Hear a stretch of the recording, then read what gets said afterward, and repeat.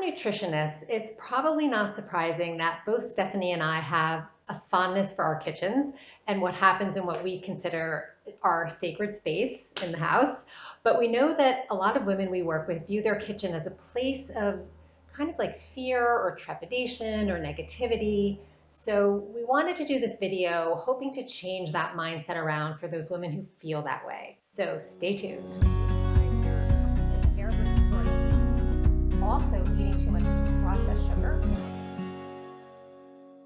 I'm Jane, I'm here with Stephanie, and we're the Nourishing Gurus, and we're on a mission to help women over 50 stop yo-yo dieting in a healthy, sustainable way, heal their relationship with food, and just feel good in their bodies again. So we've worked with so many women who just dread being in their kitchen. We have even had one client that went so far as to say that she thought houses should be built without kitchens.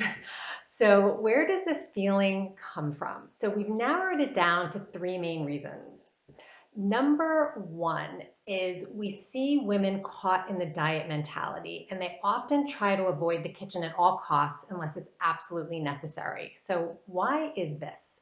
Well, common words or phrases we hear from them might be things like, it's so dangerous in there, or it's really tempting when I go into the kitchen, it triggers me to eat, or it triggers my sweet tooth, and that I feel like I have insatiable cravings. I gain weight when I just walk into my kitchen. This is a place where they feel like bad foods lurk or binging happens. So that's reason number one. Reason number two that women have this feeling kind of negative about their kitchen is that many of them don't have a lot of confidence in the kitchen. So our generation grew up with a lot of convenience foods, and they might not have learned to cook as much as in past generations. So the kitchen sometimes feels overwhelming to people, especially if you're watching those Food Network channels and there's these really savvy chefs that are doing all these amazing things and they're whipping up fancy dishes, or you have a neighbor who's like managing to create these beautiful home cooked meals every night. So they may feel a little subpar in the kitchen. And the third reason many women don't like their kitchens is they associate it with just being one more thing that they have to do. It's more of a chore, the whole prepping and cooking and planning thing. So it's just one more thing they feel that is on their plates, along with all the other things that we have going on, right?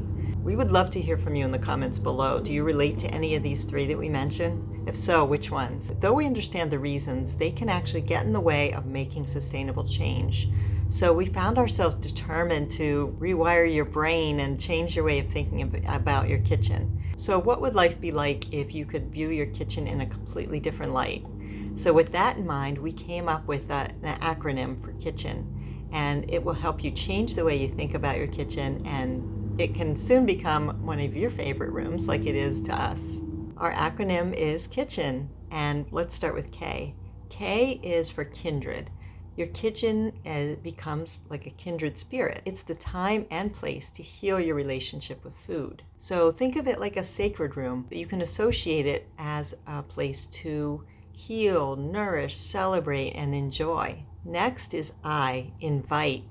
So now's the time to invite new friends into your kitchen. And by friends, we're talking about the food. So as you let go of some of the foods that may not be serving you, this is a great time, and it's vitally important to invite new, exciting foods into your kitchen that are not only nutritious, but also delicious and satisfying. Think of colorful fruits and veggies, flax and chia, hummus, avocados, all kinds of things.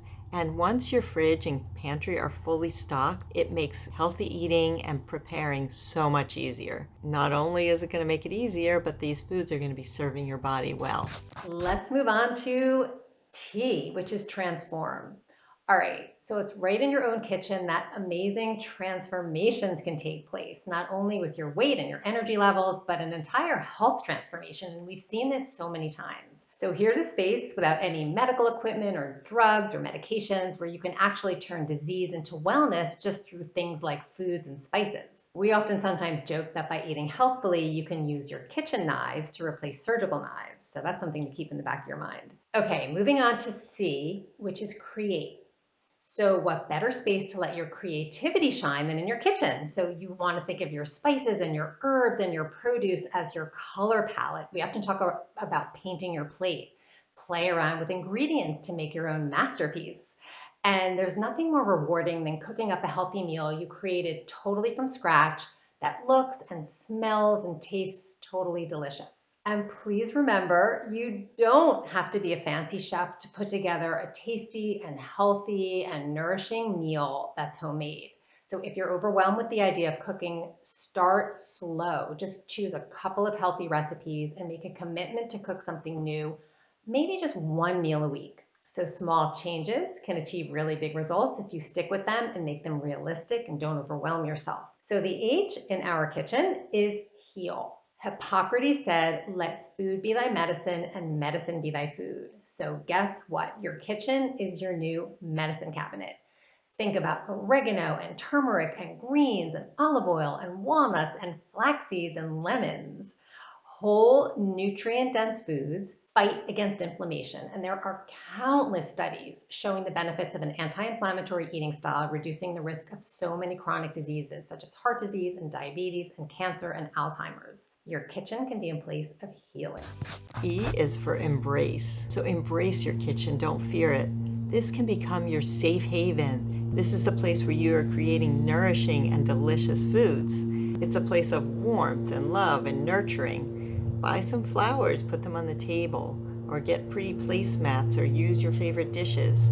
Have a space for music so you can associate music, especially upbeat and uplifting music, with the kitchen and put them on while you cook and go dance like we do when we're cooking. So it's good for your brain to associate this uplifting music with the kitchen. So try those things and embrace your kitchen. And finally, we've said it several times, but N is for nourish.